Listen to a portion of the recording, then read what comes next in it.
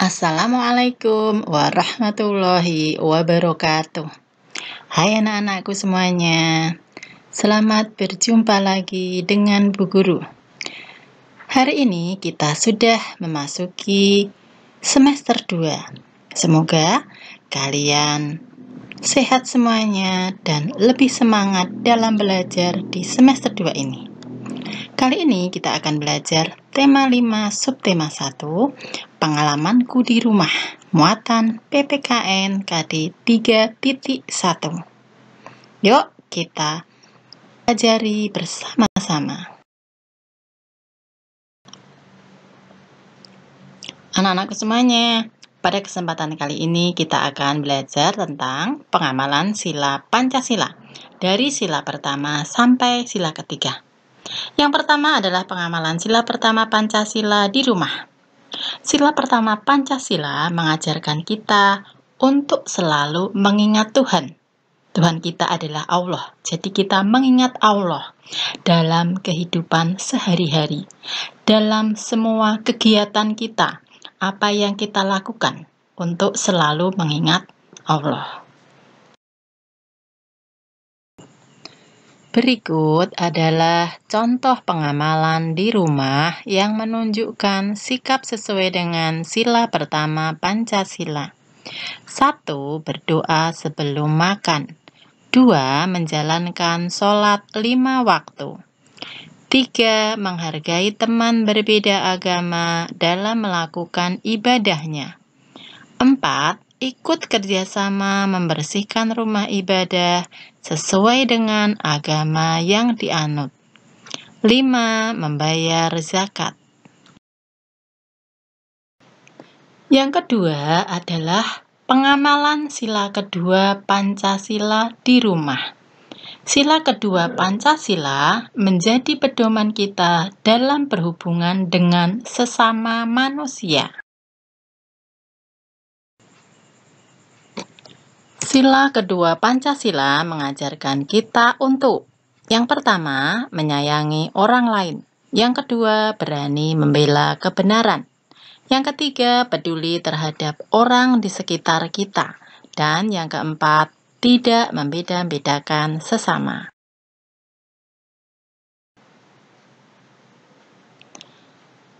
Selanjutnya adalah contoh pengamalan Pancasila sila kedua dalam kehidupan sehari-hari di rumah.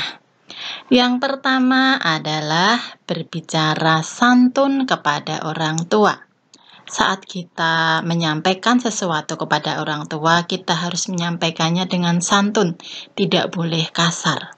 Yang kedua, meminta izin sebelum meminjam barang teman. Saat kita bermain bersama teman, apabila kita ingin meminjam barang milik teman kita tidak boleh asal ambil. Jadi kita harus meminta izin terlebih dahulu. Yang ketiga, meminta maaf saat melakukan kesalahan. Apabila kita bersalah kepada siapapun, baik orang tua, kakak, adik, atau kepada teman, kita harus meminta maaf. Yang keempat, merawat ibu saat sakit. Saat orang tua kita sakit, kita harus merawatnya. Jangan malah didiamkan saja. Itu adalah contoh pengamalan Pancasila sila yang kedua. Yang ketiga adalah pengamalan sila ketiga Pancasila di rumah. Sila ketiga Pancasila mengajarkan kita untuk menjaga persatuan. Dengan mengamalkan sila ketiga, akan tercipta kerukunan di rumah. Kerukunan dapat mempererat hubungan antar anggota keluarga. Contoh pengamalan Pancasila sila ketiga di rumah. Yang pertama adalah berolahraga bersama keluarga. Yang kedua, mengangkat meja bersama ayah dan ibu. Yang ketiga, merapikan mainan bersama adik. Yang keempat, menyiram tanaman bersama ayah dan ibu. Nah, anak-anak, demikian tadi materi muatan PPKN pada kesempatan hari ini. Untuk selanjutnya, kita akan belajar muatan bahasa Indonesia. Nah, anak-anakku semuanya, untuk selanjutnya kita akan belajar muatan bahasa Indonesia KD 3.6.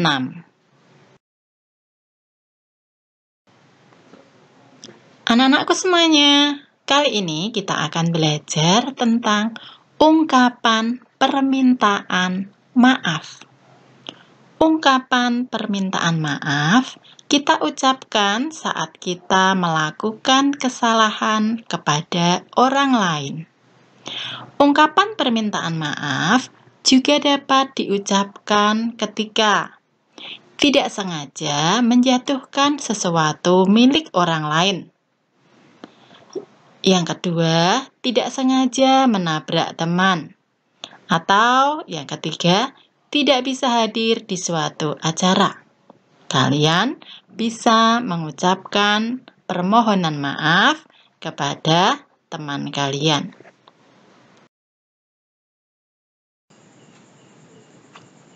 Mengidentifikasi ungkapan permintaan maaf. Ungkapan permintaan maaf diucapkan dengan bahasa yang santun, tulus, bersungguh-sungguh, dan menggunakan nada yang lembut. Kita tidak boleh menyampaikannya dengan kasar. Tujuannya yaitu agar orang yang mendengarnya dapat menerima permohonan maaf kita. Kemudian saat meminta maaf, gunakanlah kata maaf.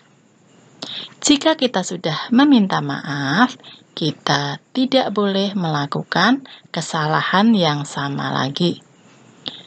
Yang terakhir, kita dapat menanggapinya kembali dengan mengucapkan terima kasih. Jadi, apabila kita sudah diberi maaf, maka kita ucapkan terima kasih. Contoh kalimat permintaan maaf yang tepat. Maafkan Dayu, Ayah, tidak sengaja mengotori dinding rumah kita.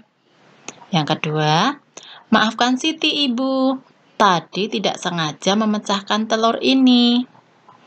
Yang ketiga, maaf ya Kak, Adi sudah mematahkan pensil warna milik Kakak. Nah, jadi setiap kata permintaan maaf itu menggunakan kata maaf. Selanjutnya yang akan kita pelajari adalah puisi dan kosakata dalam puisi. Puisi adalah kumpulan kata-kata yang indah. Puisi terdiri atas beberapa bait. Setiap bait terdiri atas beberapa kata. Untuk memahami sebuah puisi, kita harus mencari makna kata-kata pada puisi tersebut. Kita dapat mencari makna kosakata puisi di Kamus Besar Bahasa Indonesia, atau bisa juga kita bertanya kepada orang tua kita. Anak-anak semuanya, marilah kita perhatikan contoh puisi di bawah ini yang berjudul Hujan. Dalam suatu puisi, di situ banyak terdapat kata-kata. Di antara kata-kata itu mungkin kita ada yang belum paham makna atau artinya. Nah, di sini Bu Guru sudah memberikan contoh. Bu Guru beri garis bawah di situ, ada 5 kata. Yang pertama, mari kita cari makna atau artinya. Basah. Kita lihat di sebelah kanannya, kata basah itu makna atau artinya adalah mengandung air. Yang kedua, kata lebat. Lebat mempunyai arti deras dan banyak. Kemudian yang ketiga ada kata kepalang. Kepalang mempunyai makna atau arti tanggung atau tidak cukup atau kurang. Kemudian yang keempat ada kata tergenang. Tergenang mempunyai arti terhenti mengalir. Kemudian yang terakhir ada kata berhenti. Berhenti artinya tidak bergerak. Nah, jadi dalam suatu puisi kita bisa mencari kata-kata yang kita belum paham artinya. Bisa kita cari di buku Kamus Bahasa Indonesia atau kita bisa menanyakan kepada orang tua kita. Membaca puisi dengan lafal, intonasi, dan ekspresi yang tepat. 3 hal ini adalah yang harus kita perhatikan saat kita membaca puisi. Yang pertama adalah lafal. Lafal adalah kejelasan pengucapan. Saat kita membaca puisi, setiap kata yang diucapkan harus jelas. Kemudian yang kedua, intonasi. Intonasi adalah ketepatan nada. Dalam pembacaan puisi, kita harus menggunakan nada suara yang tepat. Suara tidak terlalu kencang dan tidak terlalu pelan. Yang ketiga adalah ekspresi. Ekspresi adalah raut wajah. Gunakanlah ekspresi yang sesuai dengan tema puisi. Jika puisi bertema sedih, raut wajah pun menunjukkan kesedihan. Begitu pula sebaliknya, apabila temanya bergembira atau menyenangkan, maka raut wajah pun menunjukkan kegembiraan. Nah, saat membaca puisi, 3 hal tersebut harus kita perhatikan. Nah, anak-anakku semuanya, demikian tadi materi kita pada kesempatan kali ini. Kita sudah belajar muatan PPKN dan muatan Bahasa Indonesia tema 5 subtema 1. Terima kasih, semoga bermanfaat untuk kalian semuanya. Wassalamualaikum warahmatullahi wabarakatuh.